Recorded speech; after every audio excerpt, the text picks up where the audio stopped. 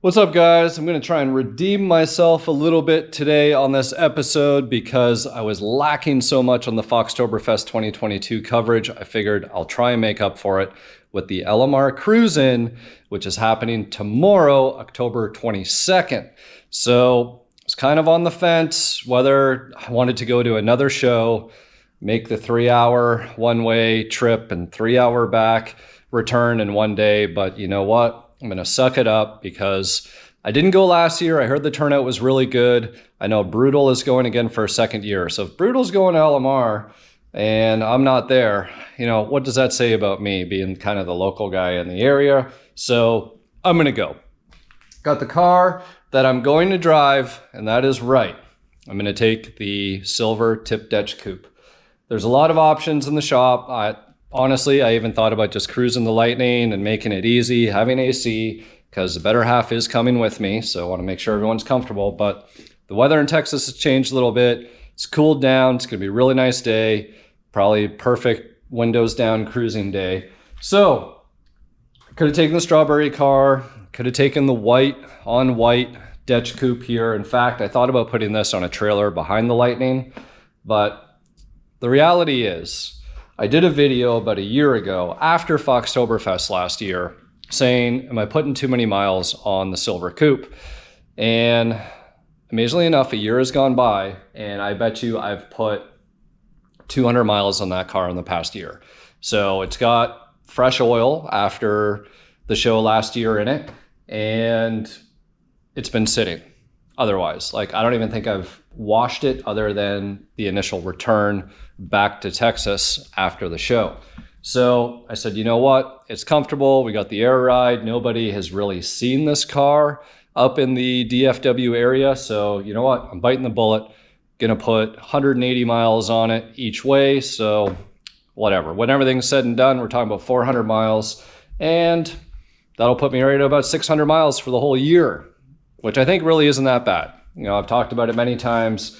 This car's got like 20,000 original miles on it, if even that. And well, it deserves to be driven. So I am going to uncover it. I'm going to check the fluids, check the battery, make sure everything is good, see if there's anything that needs to be buffed up or detailed up real quick. I'll have to bring some detail stuff with me because I'm sure I'm going to pick up some bugs on the way. But we're going to be leaving first thing 7 o'clock in the morning. We'll be leaving the cruise at probably about 3 p.m. We'll get there around 10. So what? We'll have about 5 solid hours at the cruise. So hopefully that's enough time to meet some people, check out the cars, maybe run into Brutal and whoever else might be there. There's some really nice cars in Texas, guys. So I am looking forward to it from that aspect. So this episode's really just going to be a little bit about readiness with the car, making sure everything is good, a little bit about the journey over to the cruise, and hopefully I'll get a little bit more footage this time for you guys.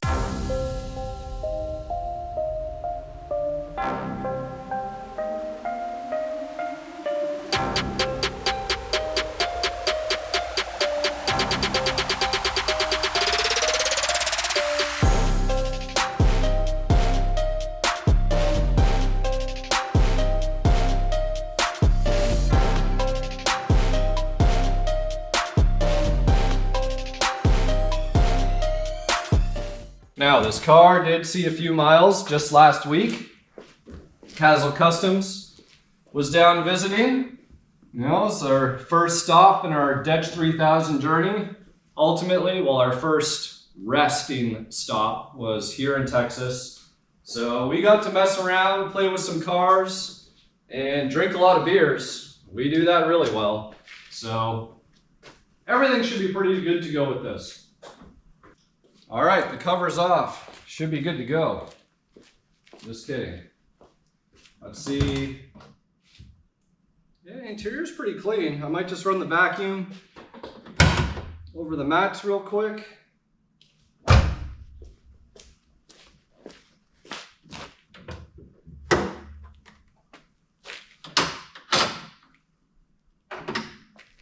Just grab a rag.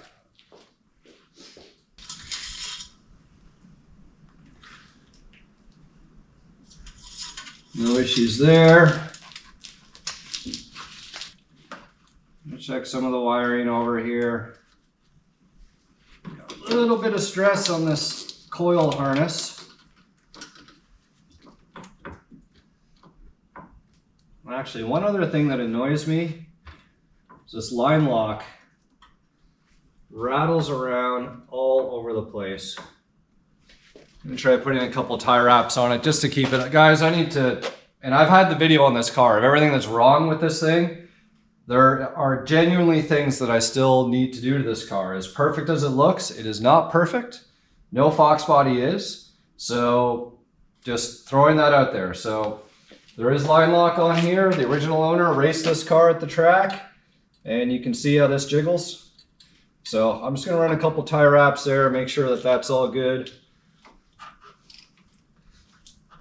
Check our radiator here. Oh yeah. Looks good. Let's see what I can come up with here.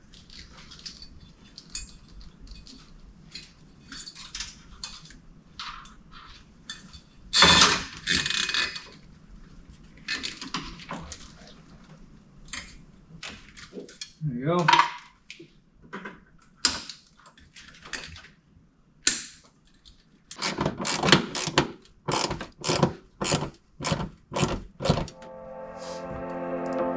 There you go.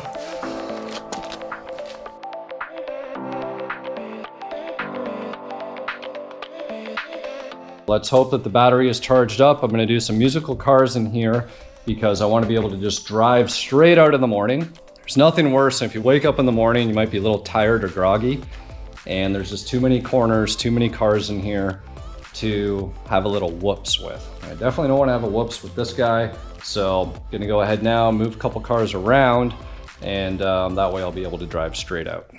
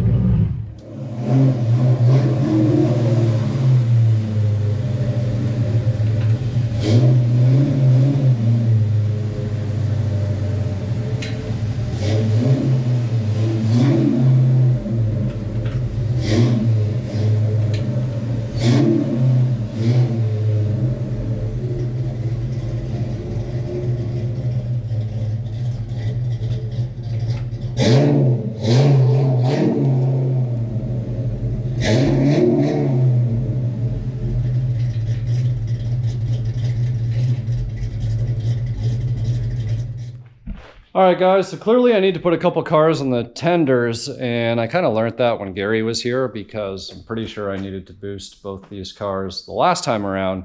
I'm actually surprised with this one because we actually took it out on the road, and well, those Optima red tops don't seem to be performing the way that they used to, but whatever. So the car is ready.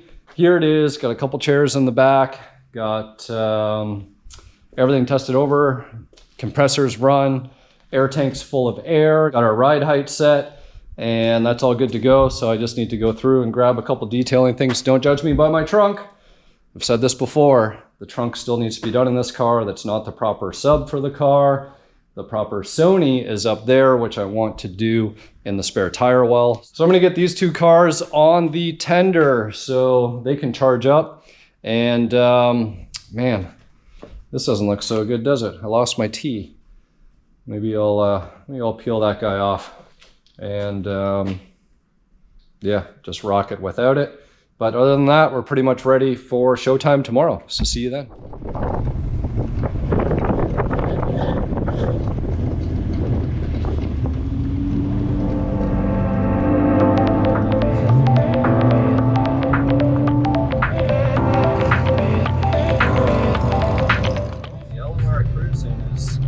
Big ordeal. It's a line I definitely did not anticipate. To be honest, I really don't want to be in. Hopefully it moves quick.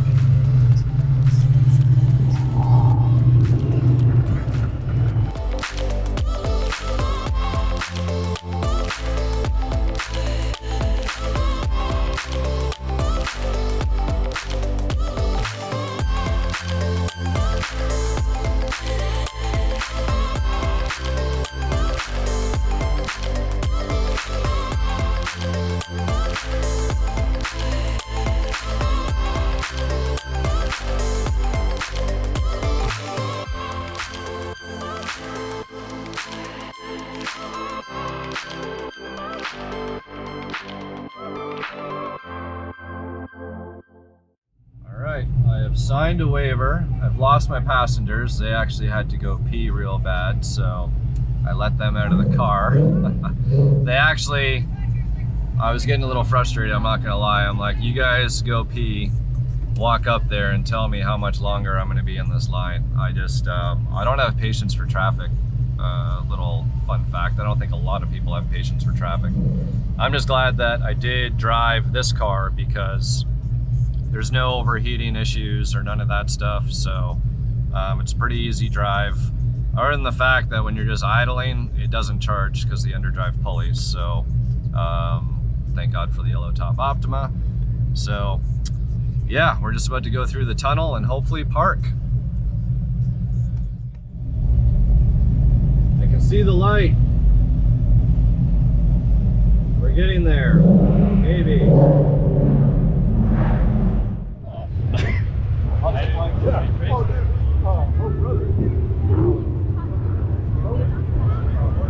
That's nice, man. Is that a which? That's the bright Atlantic blue. The Benita blue. Oh, it is Benita. Yeah. Okay. Yeah, I think they only made 106 that year. Something like that. 91. Yeah, 91. It's great. Kind of iffy if I want to go black, just leave it gray. Yeah. This only one right out here, right? Yeah. No, I didn't want to be. I stressed myself out of myself. I do the same thing. I used to take my lead in my truck.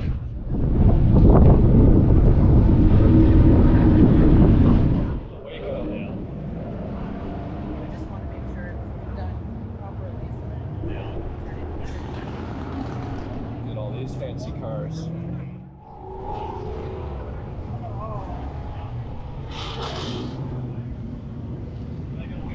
Keeps changing his wheels up.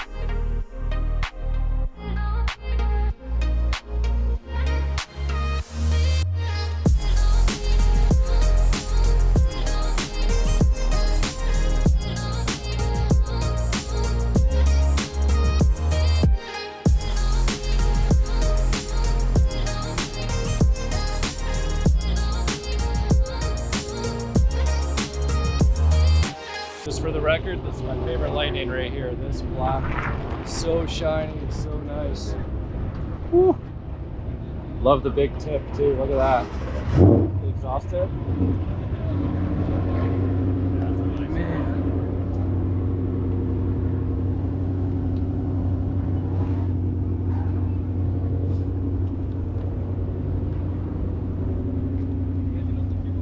All right, that's the nicest one here. And nobody'd even know it.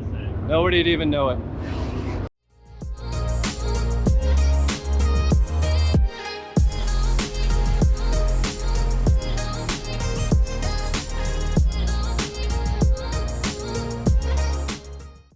All right, guys, just finishing getting back from the LMR cruise in. We will debrief in a minute, but the timing was perfect because the transport truck just showed up with Dutch number 9. So it will now be here for its first time and settled all in. So it'll give me an opportunity now to do a full video on this car for you guys. So stay tuned, let me go get it, and we'll debrief on this cruise. All right, guys, so the car made it. It is filthy. The truck driver apologized profusely. He's like, I'm really sorry, man. I hit really hard rain. And yeah, I can tell. But it is what it is. Nothing's really going to hurt this car at this point until, you know, I get the paint correction done, and then maybe I'd be a little bit more upset about it. But the important thing is the car made it back. It's safe. My tote full of whatever swag was left, which wasn't much from Foxtoberfest, most of it sold, and there's a couple other parts and whatnot that came with the car that's still in there. But yeah, the timing was perfect. I'm glad that we left the LMR cruise in when we did, to obviously be back home to accept that. And let's talk about the cruise in for a minute, because I know a lot of people that haven't made it will probably ask my opinion. And I'm just gonna put it like this. The LMR cruise in has late models across the spectrum. So it's not just Fox bodies.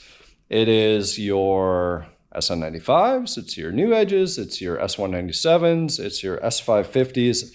It's the whole shebang as far as the Mustang is concerned. And then you have your Lightnings. So I want to say, because it's a cruise in, you can't really put them at fault. There's no judging, there's no competitions, there's no registration. It is literally, you cruise in, and then when you're done, you cruise out. So, although I was frustrated with the cruise in part because the line was so long, just kind of meant that it was kind of more impressive by the time you actually got into the show, and you got to see a lot while you're in that line.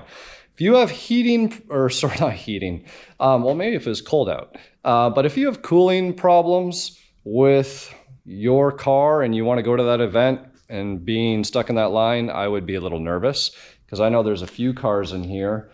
Strawberry car, I bet you this one, the temp gauge would start to creep up. The white coupe over here with the timing cover leaking, that could have been a liability. Lightning would have been fine. So yeah, I'm glad we took the silver coupe. It was good to stretch its legs out. You know, got about a 400-mile round trip on it, over 20 miles a gallon, so I can't complain there, and wasn't driving slow by any means. So good show. The Northern Texas Foxbody Club has a really good group of guys, and I believe it's one of the admins to that group. His name is Rob, and you guys might have seen his car, which is a Calypso Notch that is just absolutely breathtaking. His Instagram handle is Staying Grounded for Life. Super cool dude. Gave us some beers, gave me some t-shirts, super welcoming, and he was within this plethora of Fox bodies where he said there was about 150 of them in there, and it was also where Brutal's and Caleb's tents were. And it would have been nice to park in there, just because you'd be surrounded by Fox bodies and like-minded people. And I have to say, nothing against any of the other generations, but we all have something in common by the cars that we own, or the era of car that we own. So, you know, I'd sort of like to be around the Fox body guys. If I was to do the cruise again, knowing that maybe because I'm not Northern Texas, I'm Central Texas, so maybe I can't get in that nice little VIP Fox body area. So if I couldn't do that, I'd probably take my Lightning, or one of my Lightnings, because they did a really good job at actually lining up the Lightnings. And I don't know if it was the parking staff or just the Lightning guys who were like, no, we're going to create our own little thing over here. And there were some super nice trucks. And in fact, aside from Staying Grounded for Life's car, I would say there was one black Lightning, and I got footage of it because it blew me away. Like, the painted frame, the black paint was immaculate. And it might look a little speckly in the video because it was really windy. And man, it was almost, wasn't even dust. It was like sand was blowing around everywhere. Kind of a bit of a piss off because I had my windows down in the coupe. So when I got back, it was like there was salt, like white sand everywhere. So needless to say, I need to detail all of that out of the car. And that was pretty much it. Like, took an hour to get in. Guys, I showed up at 11, went around, got all my footage. We were out the door by 1 and hunting to go get some lunch. We ended up going into Fort Worth, stopped at a cool little brewery that had pizza, wood fire oven stuff, and was a good time, good trip overall. Now, would I drive 3 hours there and 3 hours back again for that event? I don't know if I would. There would have to be a little bit more to attract me. I'm really surprised I did not see LMR selling any parts or anything. You would think that as them putting on the show, they showcased their cars. Like, there was a lineup of New Edge Cobra Rs and everything else there that was pretty cool, but I believe they could have done, like, maybe I'm just used to Foxtoberfest where, you know, you got NPD that's there or Fox Resto that's there and they're selling stuff and promoting all that. Maybe I just missed it. I don't know. The other cool aspect of it, you could take your Mustang or your Lightning around the track at Texas Speedway. So that was a pretty cool little bonus that you could do. I didn't know how long the lineup was, and I was so frustrated with just dealing with the parking that I just couldn't be bothered with it. So that's pretty much my debrief of the LMR Cruise-In. Maybe I'll go next year. I'm thinking with the numbers that they have, it's worth structuring. So that would be my only real comment to make, because otherwise there's local stuff here. There's we got Pistons in the Park, we got our Cars and Coffee meets, we got stuff that happens at the Coda racetrack, we got events that happen all throughout the year here that don't necessarily need that 3-hour drive.